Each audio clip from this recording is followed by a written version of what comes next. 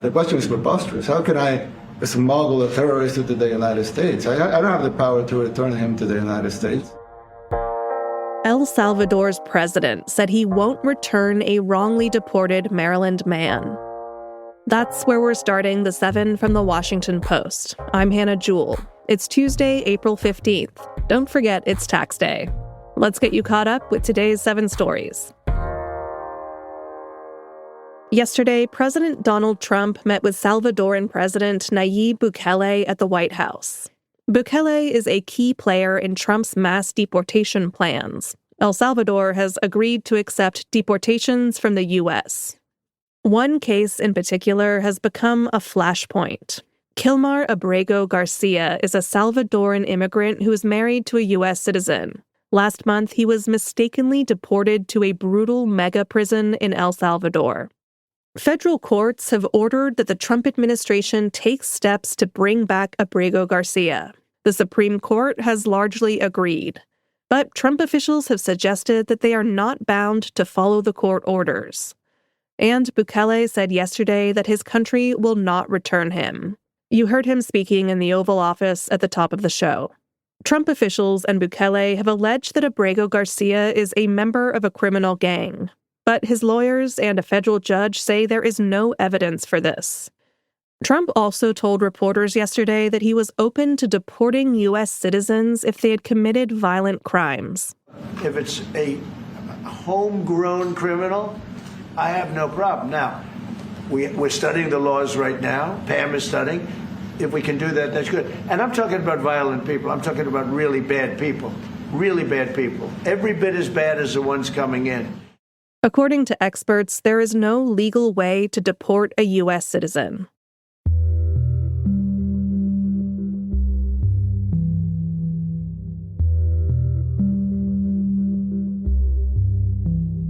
The Trump administration froze $2.2 billion in federal funding to Harvard. That's number 2. Since Trump returned to office in January, his administration has been cracking down on what it calls rampant anti-Semitism and leftist ideology on American college campuses.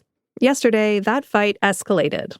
Harvard officials said they would reject the administration's demands. Trump wants Harvard to submit to extensive government oversight, make sweeping changes to admissions and hiring practices, and shut down diversity programs. When Harvard said no, the administration responded last night by saying it would freeze more than $2 billion in federal funding to the Ivy League school. The university was the first to formally push back against the government's efforts to force change in higher education. Billions of dollars in federal funding have been threatened at other universities in recent weeks.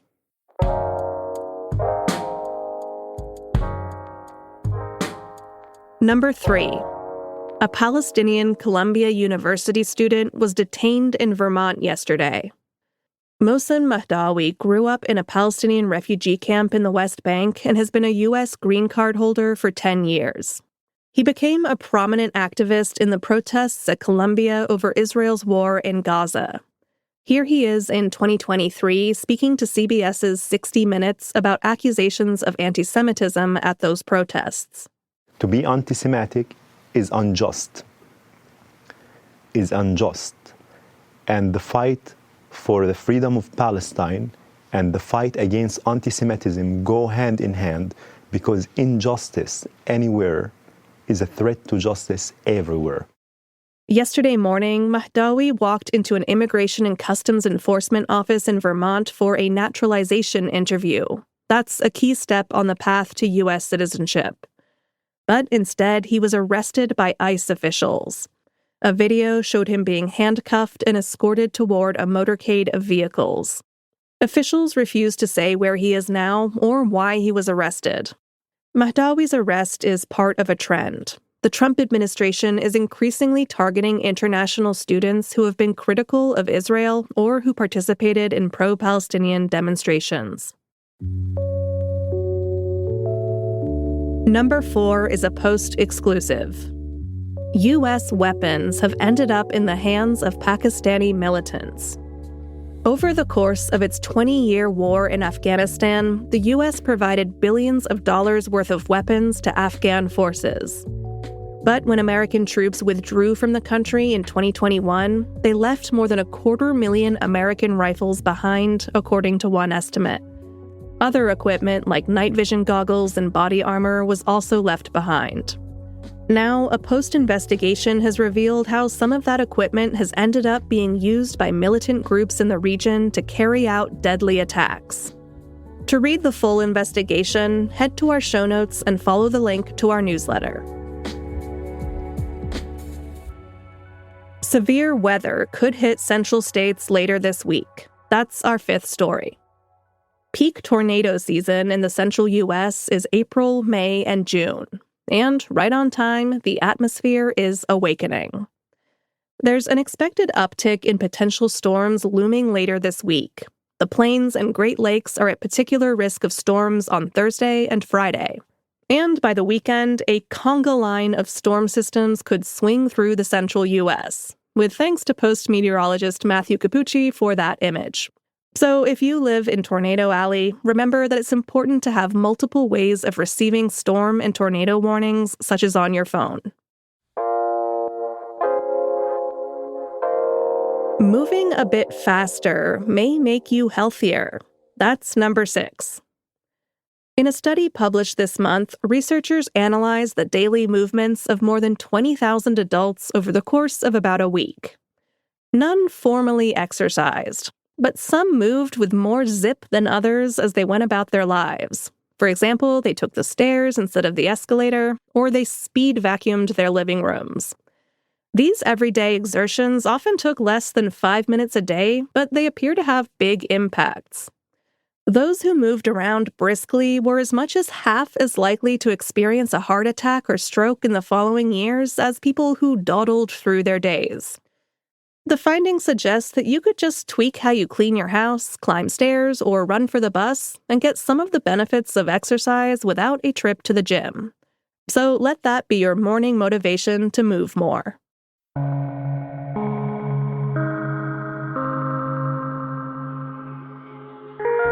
And at number 7, Katy Perry took an approximately 10-minute trip to space. Yesterday morning, Blue Origin's New Shepard rocket blasted off on what may or may not have been a historic mission. A disclaimer before we get into it, Blue Origin's founder Jeff Bezos also owns the Post. But anyway, 6 women, including pop star Katy Perry and the journalist Gayle King, blasted briefly off the face of the Earth. It was Blue Origin's first female-only crew since the company started rocketing rich tourists to space in 2021. But this was not the first female-only trip to space ever. Who could forget Soviet cosmonaut Valentina Tereshkova's solo mission in 1963? Certainly not me. Yesterday's trip didn't last long, but it did seem to have a lasting effect on the newly minted astronauts. While they were up there, Perry reportedly sang Louis Armstrong's "What a Wonderful World." When she returned back to Earth, she kissed the ground and spoke about what it all meant to her. I feel super connected to love. So connected to love. I think this experience has shown me you never know how much love is inside of you, like how much love you have to give, and how loved you are until the day you launch. The trip had its critics, too. Some said it was a publicity stunt or a bit of a gauche move in a time of economic crisis. But at least the passengers who went up got to have wonderful emotional transformations, and it only took them a few minutes. All right, you're all caught up. For your next listen, search for the latest episode of Post Reports. It's about the recent spread of measles in the U.S. and what you can do to keep yourself and your family safe. Find Post Reports wherever you listen to podcasts. I'm Hannah Jewell. I'll meet you back here tomorrow.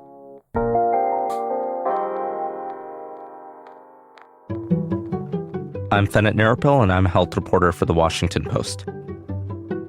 My job is to cover public health, and that means I'm writing about infectious disease threats like COVID, Mpox, and bird flu, and I'm also holding the federal government and state government officials accountable for how they respond to these disease threats. So when we write about public health issues, we want to serve our readers by going deep into the science and by making sure that what they're reading is authoritative information that's been vetted by experts and written by people who've covered these issues for years. We want to empower people to live their best lives and to protect themselves and their loved ones.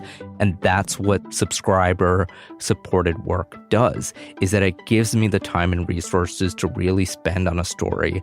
When you subscribe to the Washington Post, you support this kind of journalism and the people behind it. I'm Fenit Nirapil, and I'm one of the people behind the Post.